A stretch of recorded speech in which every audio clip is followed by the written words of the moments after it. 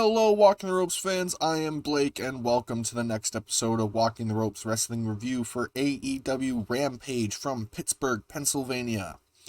In today's show, we have a new champion crowned, a new signing, and an incredible main event. But before that, make sure to check out the Walking the Ropes link tree for all things Walking the Ropes. And to open the show, we had the Impact Wrestling World Championship match. Kenny Omega defending against Christian Cage. And they stood toe-to-toe to start and jawed with each other. And they then locked up and they started to go back and forth for a good while.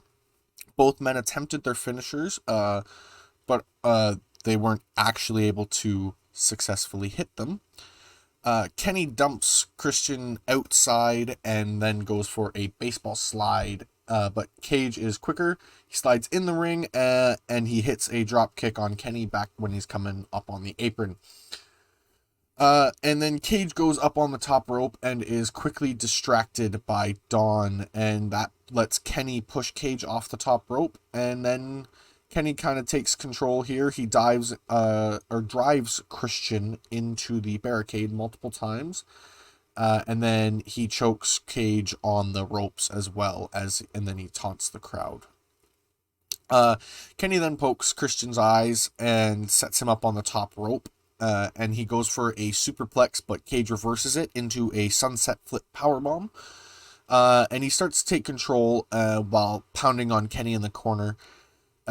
Cage goes up to the middle rope and he hits an uppercut, which he follows this up with going for the kill switch, but Kenny fights out and he hits the you can't escape moonsault body drop maneuver. Cage then reverses Kenny with a neck breaker for a near fall. Kenny was going for I want to say a like a swinging neck breaker of his own, but Cage did it himself. Cage then goes for a spear, but he walks right into a V-trigger.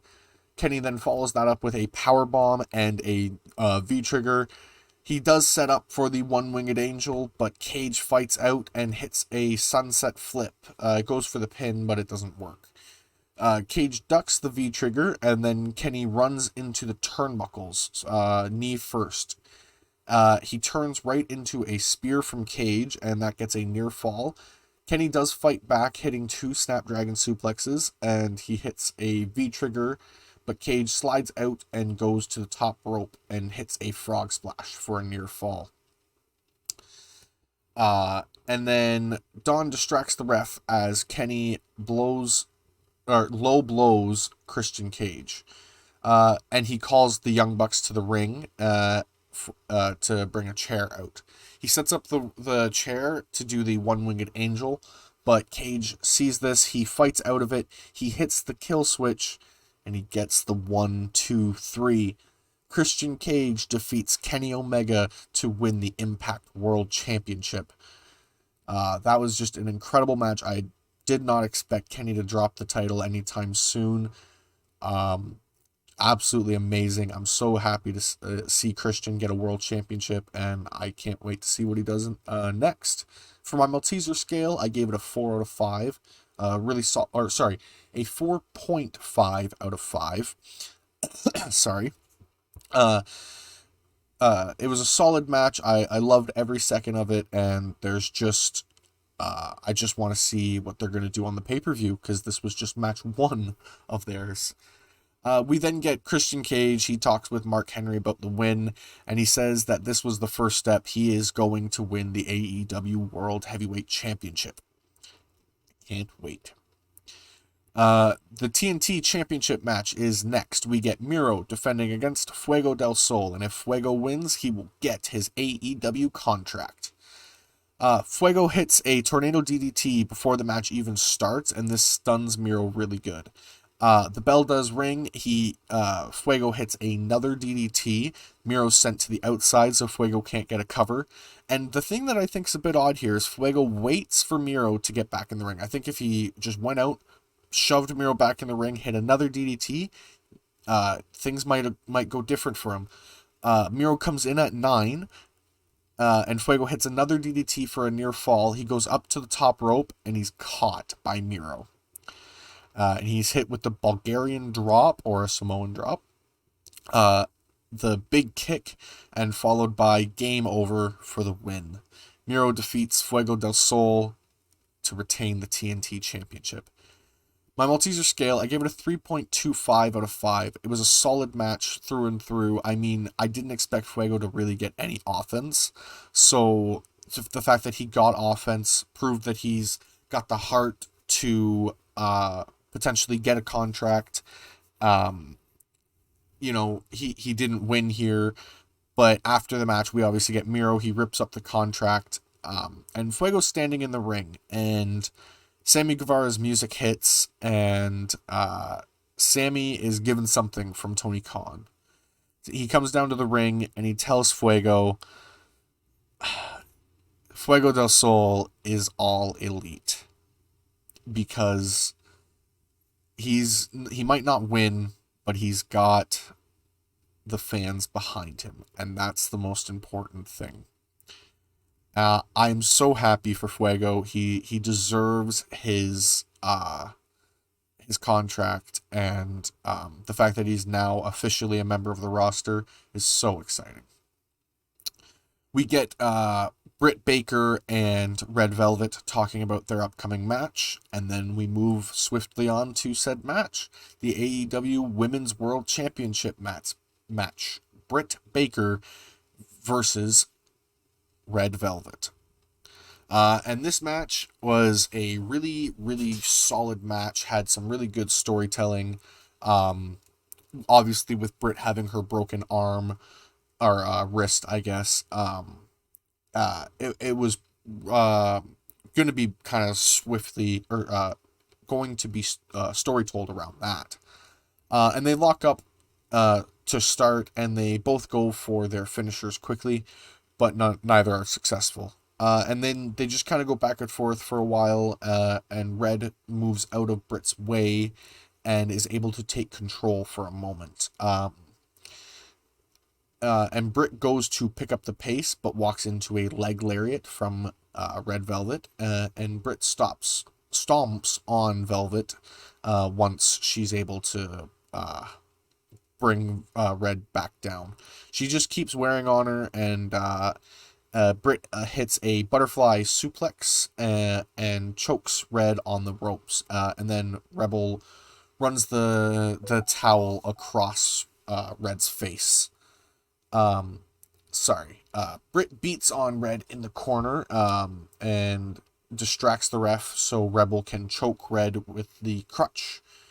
And Red starts to fight back here, beating on Britt in the corner, and Red targets the injured arm of Britt. It's really important to know that is a huge part of their storytelling here. Britt hits a swinging neck breaker and rolls up Red for a near fall. She rotates it into lockjaw. Red turns it into a pin of her own. Red then takes the wrist guard off of Britt, and the glove as well. But she's then distracted by Rebel, and Britt rolls up Red for a 1 count. Rebel gets thrown out, and Britt walks into a super kick, and Red goes to the top rope and hits a moonsault for a near fall. Red goes for a suplex, but Britt turns it into a brainbuster and a curb stomp for a near fall. Red goes for her own lockjaw, but Britt fights it out. She locks in her own lockjaw, but Red grabs the injured arm, smashes it on the mat a bunch of times, causing Britt to switch to the other side and lock in lockjaw on the other side, and she still gets the win. Britt Baker defeats Red Velvet to retain the AEW Women's World Championship. For my Malteser scale, I gave it a 4 out of 5. It was a solid match. Nothing wrong with it anywhere. These two girls put on a great show. And after the match, Britt hits a swinging neckbreaker on Red and goes to curb stomp her onto the title, but is stopped by Chris Statlander, who was in the crowd. Statlander beats on Baker here, but she's jumped by a returning Jamie Hayter, who is helping Britt, and she helps Britt curb stomp Red onto the title, and that is how we end the first ever show of Rampage. For the overall, I gave it a 5 out of 5. It was a perfect show, nothing wrong with it, I don't think at all. For an hour-long wrestling show, I don't think you're gonna see 3 better matches anywhere. For the match of the night, I gave it to Kenny versus Christian. They opened really strong, and they just knew how to do a great show. I can't wait to see what they do on the pay-per-view. For the segment of the night, because there weren't really a lot of segments, I could give it to like Britt and Red talking about their match before, but I'm gonna give it to the Rampage announce team, because they really did an awesome job of making Rampage feel like it's just as important as Dynamite. The the way they spoke about the show, the way every match was super important, it just made Rampage already feel on that same level as Dynamite, and I feel like that was really, really important. For the performer of the night, I give it to Kenny, Christian, as well as Fuego. The first two are obvious. They had an amazing match. The last one, Fuego, he has been showing his heart and soul on on Dark, on Elevation, on Sammy's vlog. He is really just been the guy for AEW, and he's now actually with AEW officially, and I'm excited to see where he goes from here.